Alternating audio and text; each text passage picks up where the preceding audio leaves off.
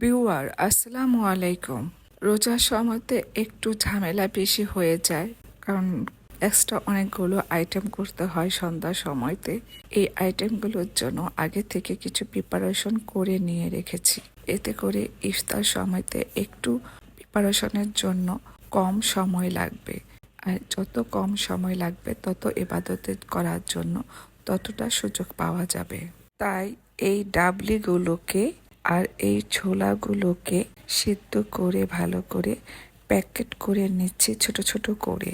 সাথে নারকেল কোরানো বরফ দেওয়ার কৌটাগুলোতে এভাবে চিপে চিপে ভরে নিচ্ছি।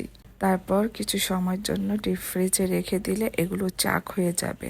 এই চাক হয়ে যাওয়ার পর এগুলোকে একটু খোঁচা দিয়ে দিয়ে এক একটা করে তুলে নেব। এই তো তুলে নেয়ার পরে আর একটি কৌটাতে ভরে রেখে দিব। এতে করে সারাদিন ইবাদত করে আসরের নামাজের পরে সব আইটেমগুলো দ্রুত বের করে নিয়ে ইফতারের আয়োজন সাজিয়ে ফেলতে পারবো ইনশাল্লাহ। তো বন্ধুরা, আপনারাও এভাবে একদিন কষ্ট করে সবকিছু করে ফেললে ইফতারের আয়োজনের সময় টেবিল সাজিয়ে ফেলতে পারবেন খুব দ্রুত।